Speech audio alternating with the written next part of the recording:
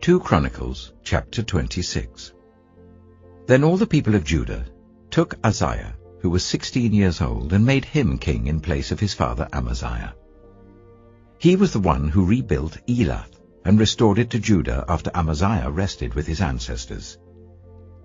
Uzziah was 16 years old when he became king, and he reigned in Jerusalem for 52 years. His mother's name was Jecholiah. She was from Jerusalem. He did what was right in the eyes of the Lord, just as his father Amaziah had done. He sought God during the days of Zechariah, who instructed him in the fear of God. As long as he sought the Lord, God gave him success. He went to war against the Philistines and broke down the walls of Gath, Jabneh, and Ashdod. He then rebuilt towns near Ashdod and elsewhere among the Philistines.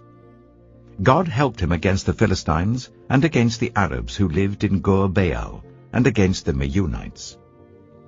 The Ammonites brought tribute to Uzziah, and his fame spread as far as the border of Egypt, because he had become very powerful.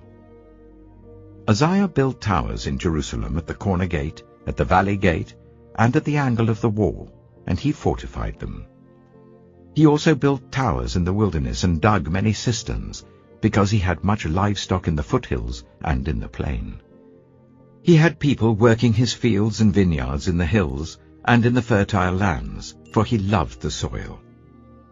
Uzziah had a well-trained army, ready to go out by divisions according to their numbers, as mustered by Jeiel the secretary and Maaseiah the officer, under the direction of Hananiah, one of the royal officials. The total number of family leaders over the fighting men was 2,600. Under their command was an army of 307,500 men trained for war, a powerful force to support the king against his enemies. Uzziah provided shields, spears, helmets, coats of armor, bows and slingstones for the entire army. In Jerusalem, he made devices invented for use on the towers and on the corner defenses, so that soldiers could shoot arrows and hurl large stones from the walls. His fame spread far and wide, for he was greatly helped until he became powerful. But after Uzziah became powerful, his pride led to his downfall. He was unfaithful to the Lord his God, and entered the temple of the Lord to burn incense on the altar of incense. Azariah the priest, with 80 other courageous priests of the Lord, followed him in. They confronted King Uzziah and said, "It is not right for you, Uzziah, to burn incense to the Lord. That is for the priests, the descendants of Aaron, who have been consecrated to burn incense. Leave the sanctuary, for you have been unfaithful, and you will not be honored by the Lord God." Uzziah, who had a censer in his hand ready to burn incense, became angry.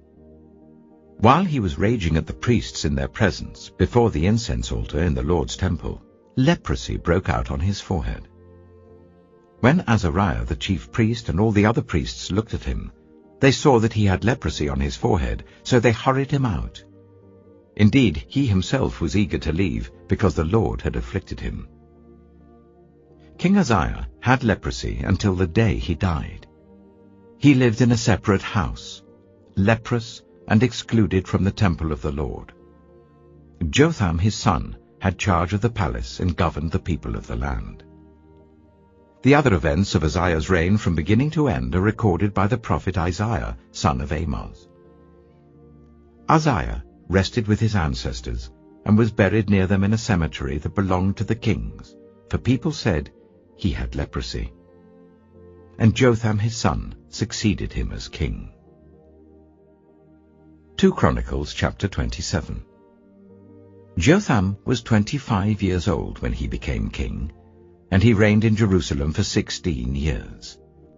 His mother's name was Jerusha, daughter of Zadok. He did what was right in the eyes of the Lord, just as his father Uzziah had done. But unlike him, he did not enter the temple of the Lord. The people, however, continued their corrupt practices. Jotham rebuilt the upper gate of the temple of the Lord and did extensive work on the wall at the hill of Ophel. He built towns in the hill country of Judah and forts and towers in the wooded areas. Jotham waged war against the king of the Ammonites and conquered them. That year the Ammonites paid him 100 talents of silver, 10,000 cors of wheat, and 10,000 cors of barley. The Ammonites brought him the same amount also in the second and third years. Jotham grew powerful because he walked steadfastly before the Lord his God. The other events in Jotham's reign, including all his wars and the other things he did, are written in the book of the kings of Israel and Judah. He was 25 years old when he became king, and he reigned in Jerusalem for 16 years. Jotham rested with his ancestors and was buried in the city of David, and Ahaz his son succeeded him as king. 2 Chronicles chapter 28. Ahaz was 20 years old when he became king, and he reigned in Jerusalem for 16 years. Unlike David his father, he did not do what was right in the eyes of the Lord. He followed the ways of the kings of Israel, and also made idols for worshipping the Baals. He burned sacrifices in the valley of Ben-Hinnom, and sacrificed his children in the fire, engaging in the detestable practices of the nations that the Lord had driven out before the Israelites. He offered sacrifices and burned incense at the high places, on the hilltops, and under every spreading tree. Therefore the Lord his God delivered him into the hands of the king of Aram. The Arameans defeated him and took many of his people as prisoners and brought them to Damascus. He was also given into the hands of the king of Israel, who inflicted heavy casualties on him. In one day, Pekah, son of Remaliah, killed 120,000 soldiers in Judah, because Judah had forsaken the Lord, the God of their ancestors. Zichri, an Ephraimite warrior, killed Maaseiah, the king's son, Azrikam, the officer in charge of the palace, and Elkanah, second to the king. The men of Israel took captive from their fellow Israelites, who were from Judah, 200,000 wives, sons, and daughters. They also took a great deal of plunder which they carried back to Samaria. But a prophet of the Lord named Oded was there, and he went out to meet the army when it returned to Samaria. He said to them, "Because the Lord, the God of your ancestors, was angry with Judah, he gave them into your hand. But you have slaughtered them in a rage that reaches to heaven. And now you intend to make the men and women of Judah and Jerusalem your slaves. But aren't you also guilty of sins against the Lord your God? Now listen to me.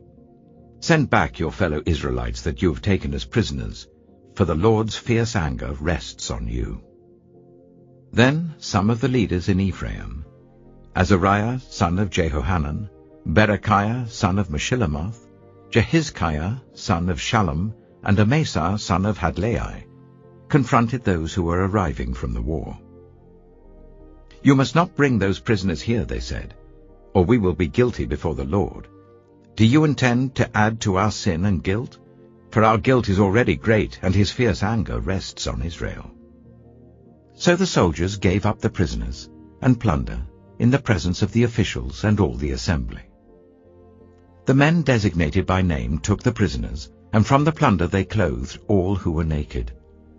They provided them with clothes and sandals, food and drink, and healing balm. All those who were weak they put on donkeys.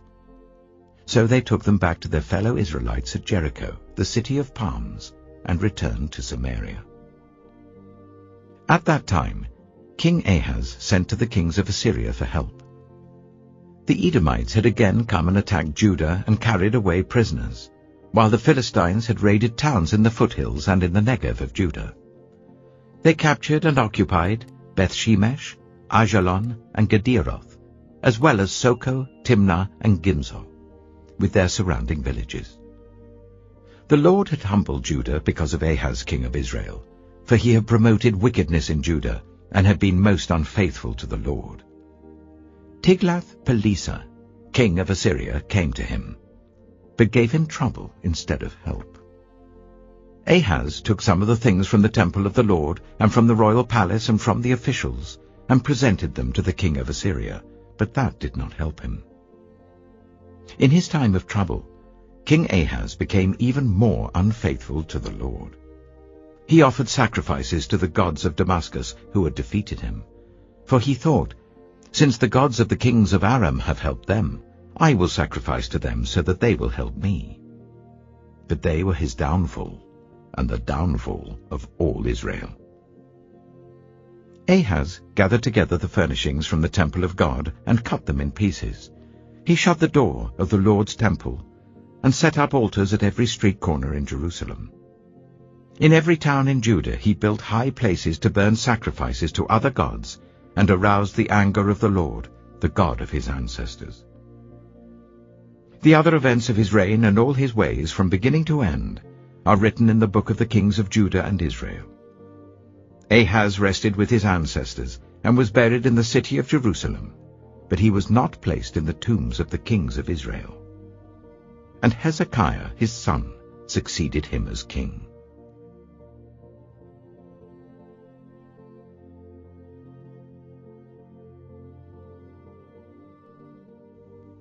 Psalm 2. Why do the nations conspire, and the peoples plot in vain? The kings of the earth rise up, and the rulers band together, against the Lord and against his anointed, saying, Let us break their chains and throw off their shackles. The one enthroned in heaven laughs. The Lord scoffs at them. He rebukes them in his anger and terrifies them in his wrath, saying, I have installed my king on Zion, my holy mountain. I will proclaim the Lord's decree. He said to me, You are my son, today I have become your father. Ask me, and I will make the nations your inheritance, the ends of the earth your possession. You will break them with a rod of iron, you will dash them to pieces like pottery. Therefore, you kings, be wise. Be warned, you rulers of the earth. Serve the Lord with fear, and celebrate his rule with trembling. Kiss his son, or he will be angry, and your way will lead to your destruction, for his wrath can flare up in a moment. Blessed are all who take refuge in him.